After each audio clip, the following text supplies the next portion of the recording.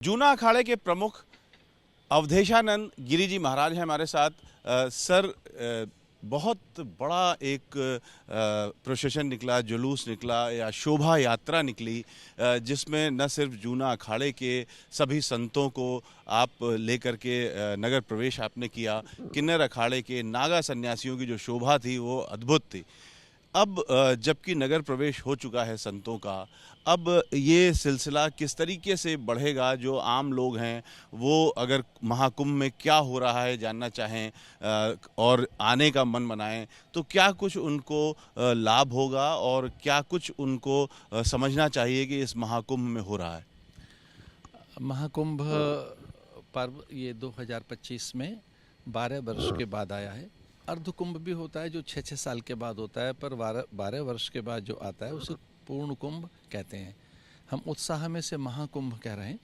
इस महाकुंभ के अवसर पर पहले संतों ने नगर प्रवेश किया, फिर कुंभ प्रवेश किया। कुंभ प्रवेश को पूर्व काल में पेशवाई भी कहते रहे हैं। इसमें सभी महापुरुष एक साथ होकर समवेत होकर निकले। महंत, महामंडलेश्वर, किन्नर और अन्य जितने भी स्थानों पर मठ मंदिरों में, हमारी मढ़ियों में साधु हैं, उनके प्रतिनिधि हज़ारों की संख्या में अब प्रवेश कर चुके हैं। तो हम ऐसा कह सकते हैं कि अब से हमारे धुनी जागृत हो जाएंगी, देव पूजा, अर्चना, उपासना, अभिषेक के कार्यक्रम आरंभ हो जाएंगे। और संतों की जो दिनचर्या में तप है, जो एक बड़ा संयम है, या उनके अलग अलग उपासनाओं के जो ढंग हैं, जिनमें विशेषकर हम लोग अद्वैत उपासक हैं। एक ही ब्रह्म सर्वत्र विस्तृत है और वही नाना रूपों में एक ही है। सर्वम खलविदम ब्रह्म, एक ही परमात्मा सब में है। पर हम चूँकि नीर के निकट हैं, नदियों के पास हैं, अंतः सलिला सरस्वती, श्यामा कालिंदी, अंतः सलिला सरस्वती को साथ लेकर चलने वाली धौत धवला भगवती भागीरथी माँ गंगा, इसके तट पर विशेष अनुष्ठान होंगे। सूर्य मकर में प्रवेश करेंगे और जब ऐसा होता है 12 बरस के बाद तो वह कुंभ आता है। ये एक प्लैनेटरी ऑर्डर है, ग्रहों का आकाशीय जो काउंसिल है, जो ग्रहों की परिषद है, ग्रहों के जो अलग अलग प्रकार के योग संयोग हैं, वो एकीकृत होंगे इस काल में। मकर संक्रांति, फिर मौनी अमावस्या, वसंत पंचमी। तो मुझे कहना है जो ब्रह्म विद्या है, श्री विद्या है, जो नाना प्रकार की उपासनाएं, उनके योग जागृत होंगे। और विशेषकर पंचदेव उपासना होंगी, गणपति की उपासना, सूर्य की उपासना, भगवती भागीरथी जगदम्बा की उपासना, महादेव की और भगवान नारायण की। चूँकि ये स्थान मूल स्थान वैणी माधव का स्थान है, जहाँ संगम है वहाँ वैणी माधव हैं, नील माधव, वैणी माधव। यहाँ यद्यपि 12 माधव हैं, तो माधव की उपासना, नील माधव, वैणी माधव का वहाँ पूजन होगा। यहाँ की अधिष्ठात्री देवी ललिता राजराजेश्वरी हैं, जिनके विषय में कहा है करांगुल्नी नखोत्पन्ना नारायण दशाकृति, जिनसे मुख्य 10 अवतार या सारे अवतार पैदा होते हैं। आ ब्रह्म कीट जननी, जो ब्रह्म से लेकर सामान्य कीट तक की जननी है। तो पराम्बा, जगदम्बिका, राजराजेश्वरी, ललिता का ये स्थान है, तो ललिता की उपासना होगी। यहाँ विशेषकर पंचदेवताओं में भैरव की भी उपासनाएं होनी है। यहाँ जितने देवगण हैं, और मैं तो ये भी कहना चाहता हूँ, यक्ष, गंधर्व, किन्नर, देव, धनु, सबका आगमन होता है, वेश बदल कर सब आते हैं। तो हम सन्यासी, साधु, संत, महात्मा, यहाँ सारे ही पंथ आ रहे हैं। यहाँ नाथ आएंगे, औगड़ आएंगे, उदासी आएंगे, बैरागी आएंगे, सन्यासी आएंगे, कापालिक आएंगे, और यहाँ पर लिंगायत आएंगे, गौड़ा आएंगे, जितने वीर शैव अथवा कश्मीर शैव। तो हमारी जो भिन्न भिन्न धाराएं हैं, जो अनेक हमारे संप्रदाय हैं, उन संप्रदायों के आचार्य आएंगे, उनके उपासक आएंगे। तो कुंभ के यहाँ आप कोने कोने में देखेंगे, कहीं यज्ञ चल रहा है, कहीं उपासनाएं चल रही हैं, कहीं कोई अलग प्रकार के आध्यात्मिक प्रयोग चल रहे हैं। तो अध्यात्म के उच्चतर श्रेष्ठतर जो अनुप्रयोग हैं, उनकी धरती है ये कुंभ। कुंभ की धरती जो यज्ञ की धरती है। बड़े बड़े यहाँ धनपति आएंगे, बड़े संपन्न लोग आएंगे, जो यहाँ दान करने के लिए आएंगे, सेवा का व्रत लेकर आएंगे। यहाँ सदाव्रत अन्न क्षेत्र आरंभ हो जाएंगे।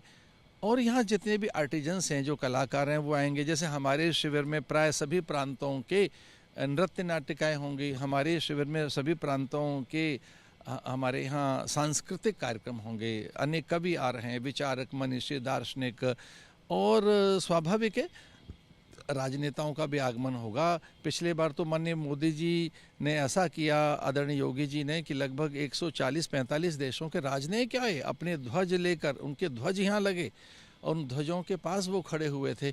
तो इस बार मैं ऐसा देख रहा हूँ कि माननीय योगी जी का जो दृढ़ संकल्प है, उन्होंने जो एक अद्भुत आध्यात्मिक वातावरण बनाया है पूरे देश में, माननीय प्रधानमंत्री जी के नेतृत्व में, जिस ढंग से माननीय प्रधानमंत्री जी नरेंद्र मोदी जी आह्वान कर रहे हैं, सबको कुंभ में जाने के लिए प्रेरित कर रहे हैं। वो ये कह रहे हैं हर गांव से निकले, खेत खलियानों से लोग निकलें, गिरी कंदराओं से निकलें और संसार के कोने कोने में जहाँ जहाँ हिंदू हैं वो अपनी साधन सुविधाओं के अनुसार कुंभ में पहुँचें। मुझे लगता है कोई 30-40 करोड़ लोगों के आने की संभावनाएँ हैं अलग अलग स्नानों में। और मैं भी आह्वान करता हूं कि आइए एक नया अनुभव लीजिए, दिव्य कुंभ का, भव्य कुंभ का, स्वच्छ कुंभ का, हरित कुंभ का, और उस कुंभ का जो आध्यात्मिक कुंभ है। ये सामाजिक समरसता का पर्व है। यहाँ तीनों नदियाँ मिल रही हैं तो अनेक धाराओं के मिलने का पर्व है। यहाँ सभी तो मिल रहे हैं। जब 3 नदियाँ एक साथ मिल रही हैं तो कई धाराएं मिलेंगी। विमर्श के लिए स्थान है, ये मंथन के लिए स्थान है। पूर्व काल में तो शास्त्रार्थ होता रहा है, कैसे लोक कल्याणकारी प्रवृत्तियों को चैतन्य रखा जाए, पारमार्थिक संकल्प कैसे जगाए जाएं, समाज में वैमनस्य न रहे, दूरियां न रहे, भेद न रहे, समाज में किसी प्रकार का कोई संघर्ष न रहे, कटुता न रहे। तो सब मिलें आकर। एक और बात कहनी है, देखिए यहाँ सारी जातियों का सम्मान है। मैं तो कहना चाहता हूँ सारी जातियाँ समान हैं, सारी जातियाँ महान हैं, कोई बड़ा नहीं है, कोई छोटा नहीं है, सब एक हैं।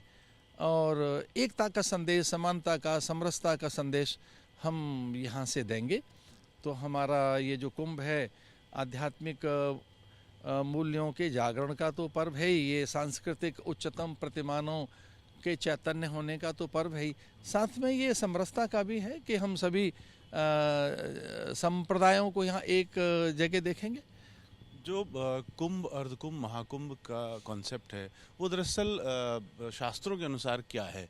जैसे आपने बताया कि हम उत्साह में इसको महाकुंभ कह दे रहे हैं, उस लिहाज से देखें तो शास्त्रीय परंपरा क्या है?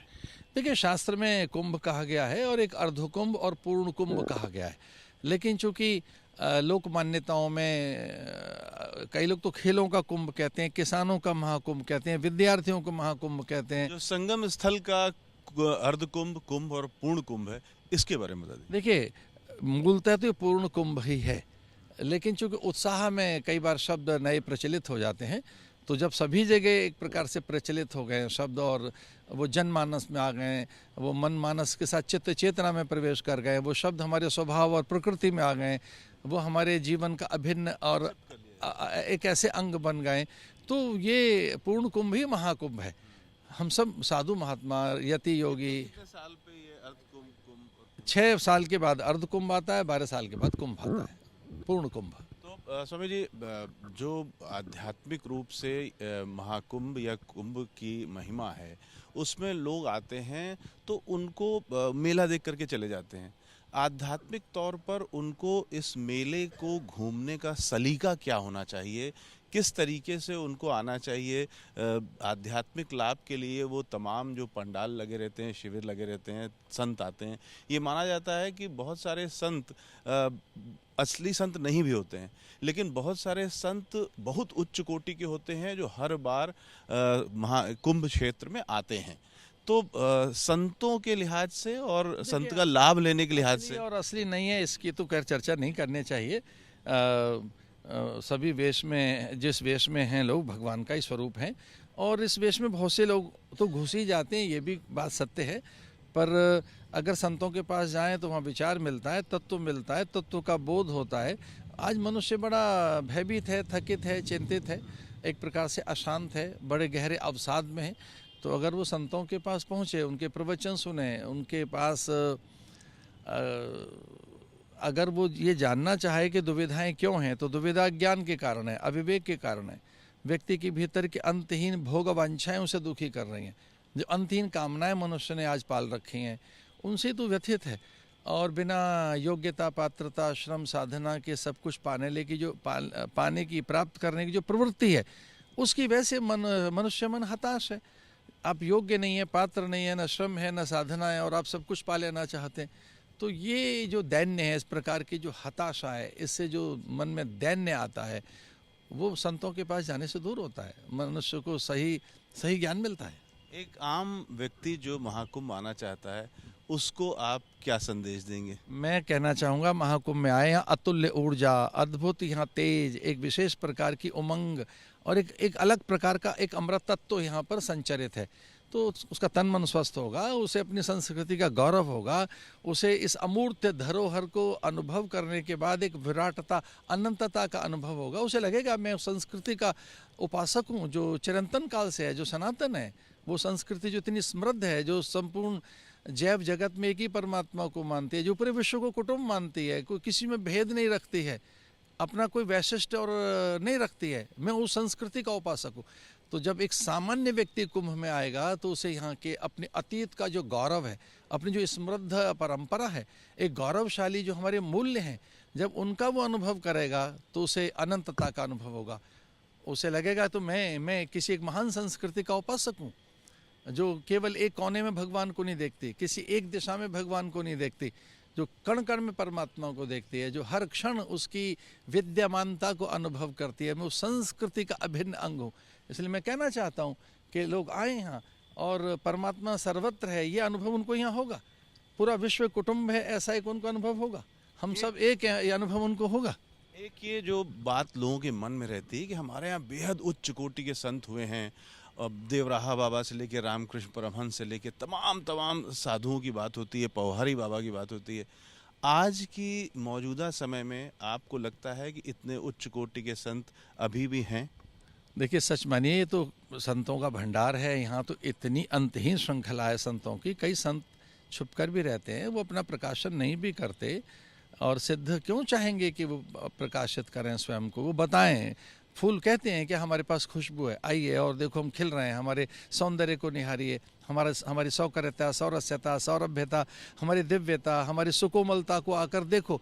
फूल कभी कुछ नहीं कहते हैं, वो अनुभव कराते हैं अपना। यानी भक्तों की उम्मीद कायम रहे। अवश्य।